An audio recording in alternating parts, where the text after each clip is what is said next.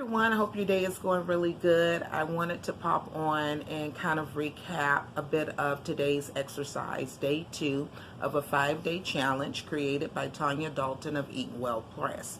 Now, the challenge is a 5-day Find Your Joy, and you can sign up there. It's not too late, and you can still download and print. There are one-page exercises, nothing too daunting or time-consuming, but it will give you a gauge to kind of answer some questions and get to certain things related to the activity.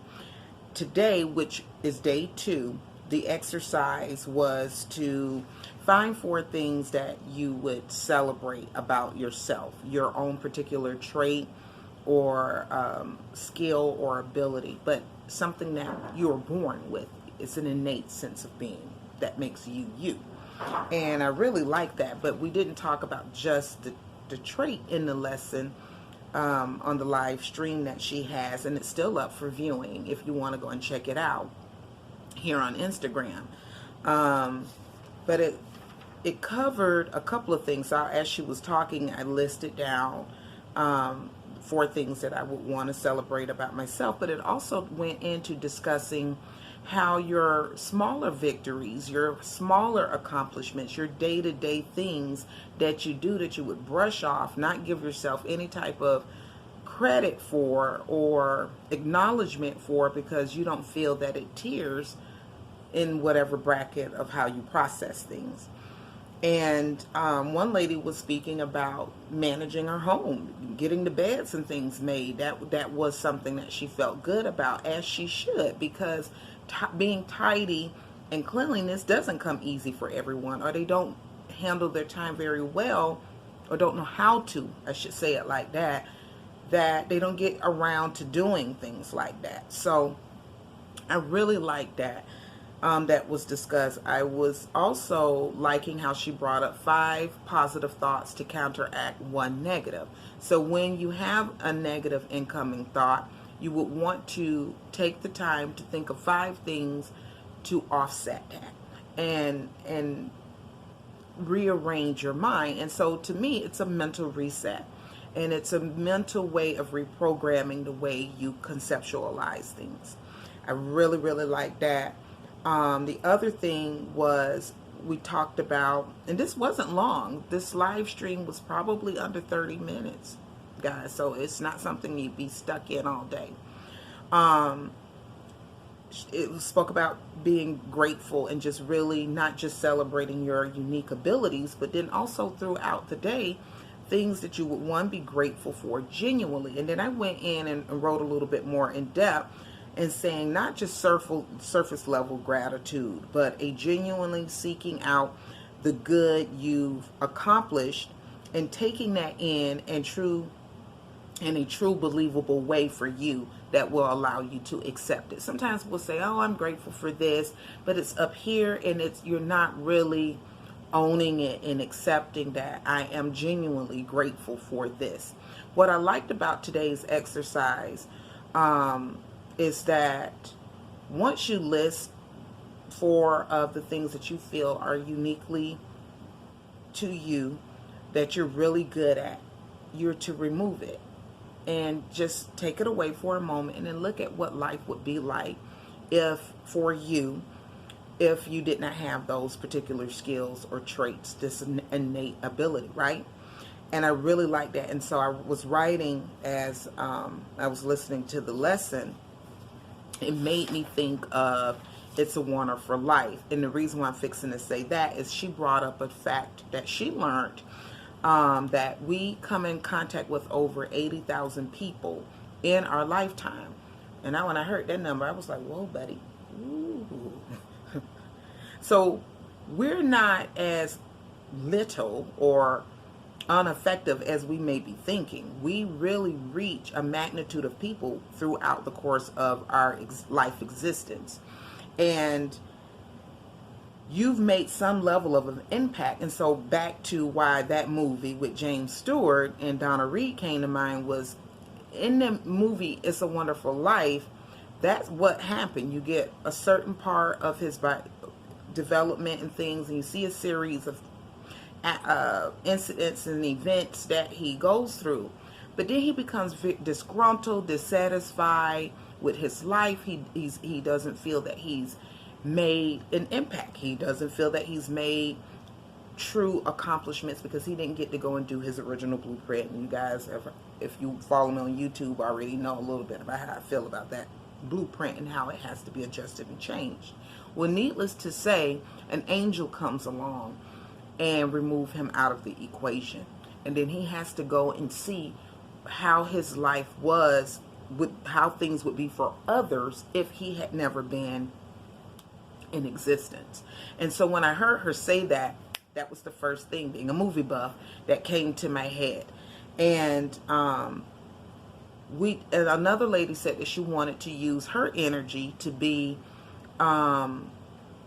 positive and to just spread joy, which is a very beautiful thing to say, especially in this time when people want to be, they're driven more on negativity, and negativity seems to get a whole lot more views and a whole lot more attention.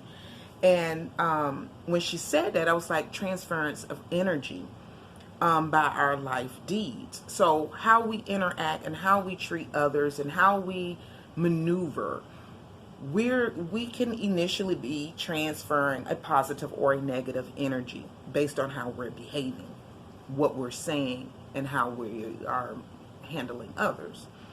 Another thing that I got from that 80,000 people in a lifetime, and that's just an approximate number, I like when she said, we are not small, we are mighty. And I wrote in conjunction to Tanya's statement, we are not small, we are mighty. It just, doesn't it feel so empowering hearing that?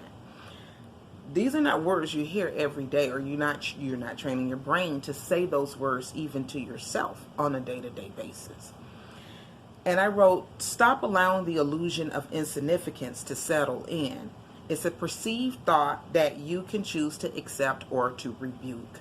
And so it goes back to that 5-to-1 ratio.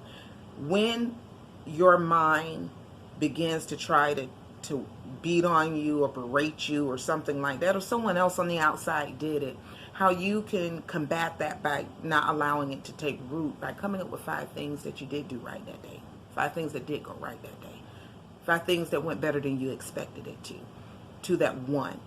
And it talks a little bit about, she brings in the book. Highly recommend this book, and I'm thinking of getting a couple for two friend girls, I think, would read it and take the time to take it in. I almost lost my train of thought, but I was talking about that 5-to-1 ratio. It's just, I even wrote here, don't allow a few things, the marble jar, that's right. Notes are helpful. In the book, I think it's chapter 2, it talks about an exercise that she did as a teacher with her classroom, her students. And they would fill the jar with the marble for all the good things the children would do in that class day. And she said, in our minds, we have a jar, and when we do good things, we put a little boop in there, and another one, boop. But as soon as something don't go according to plan or the way we have it outlined in our mind, we take that jar and throw it on the ground. And it scatters, and instead of picking the marbles of accomplishments, of all the good that has went right, all the good that we have done right, all the accomplishments we have made, and I'm not talking about, the standard, you went to school, you got this, I'm meaning hardcore day-to-day life stuff that you do get right. Nobody picks the marbles up. Instead, they want to start over from scratch in that day. And so now they're scatterbrained, running around, as the old folks would say, with the chicken with the head cut off, trying to redeem, that's the word I put, throughout the day, trying to redeem themselves from scratch, bypassing all the things that did go right or they did do well. So I'm going to leave that with you guys today. I wrote down 4 things that I wanted to celebrate, the personal soul. But right on, you know what I mean? And had I not took part in that live stream, I probably wouldn't have done that today. And I can tend to have that all of nothing and that kind of mindset sometimes, and it's gotten me in trouble. I've done damage to my little life. Set myself back and probably could have been a lot further by not just wallowing in that this thing, what about the good, And so it does take training. It is a mental reconfiguration of how you would think. But if anything that you do and you build up, it becomes more habit and it becomes more natural. And I will close out the video with this. I wrote, resetting the mind and the way it generally thinks takes reshaping, which needs to be built up to through deliberate mental training and conditioning. The mind is naturally structured to cling on to negativity and traumatic events as a defense and a protective method of survival. It is our past inherited primal instinct for survival. Now, I learned the survival part listening to Miss Tanya's video. I love to be in the company of great minds. My children would tell you I can't take a person that they ain't sharp. And I don't mean it in a bad way, but I love brainy, smart, in-depth thinkers. I just bravo, and I will be there 1 o'clock tomorrow, guys. I think she posts it on Facebook as well, here on Instagram. What did you say? Be there, be square. I would highly recommend it, and you can still join the 5-day challenge. It is joy 5, the number 5, days to findjoy.com. And the book is available on Barnes & Noble, Amazon, Target, and a couple of other shops where you can pre-order it. It will release in 1 more week from today. Peace.